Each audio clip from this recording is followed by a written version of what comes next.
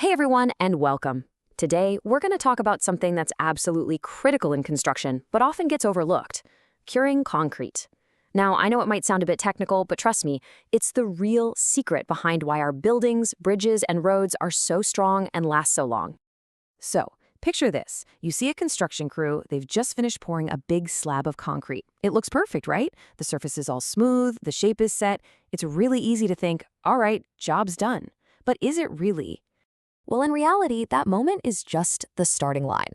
The most important phase, the part that's actually going to determine the concrete's real strength and durability down the road, is only just getting started. So, what is this hidden process all about? Well, it all comes down to a really cool chemical reaction that's happening deep inside the concrete itself. Let's take a closer look. This reaction has a name. It's called hydration. And it's basically the magic that happens when the tiny particles in cement bond with water molecules. They form these interlocking crystals, and that's what gives concrete its incredible hardness. It's not about drying out. That's a huge misconception. It's a true chemical transformation.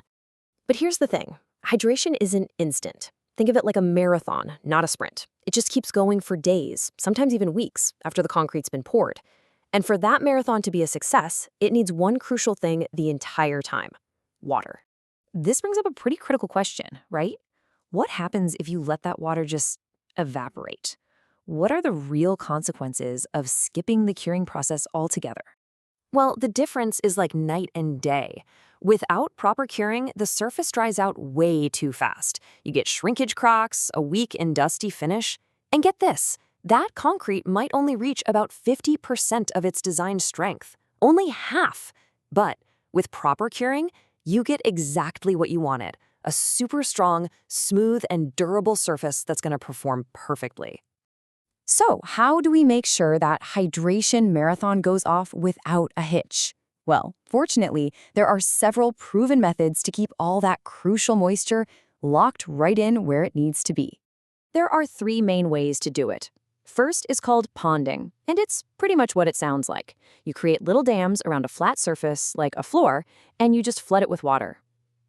The second method is using wet coverings, like burlap sacks, and just keeping them damp to create this nice, humid environment. And third, you can spray on these chemical curing compounds. They form a thin film over the top and trap all the moisture inside. This all sounds great, but it brings us to the next logical question, right? How long do you actually need to keep this up? Typically, you're looking at a minimum of about 7 to 14 days. But, and this is a big but, that's not a hard and fast rule. If you're dealing with hot, windy, or really dry weather, that can speed up evaporation, which means you might need to cure the concrete for even longer. You know, once you understand the science, you start to see curing as something more than just a technical chore. It's something much more profound for the structure you're trying to create. Probably the best way to think about it is this: curing is like nurturing the concrete. By giving it the water it desperately needs, you are literally giving life to the building, making sure it has the strength to stand tall for decades and decades to come. So the next time you see a freshly poured slab of concrete, you'll know the real work has only just begun. And the real question is, are you ready to give life to your building?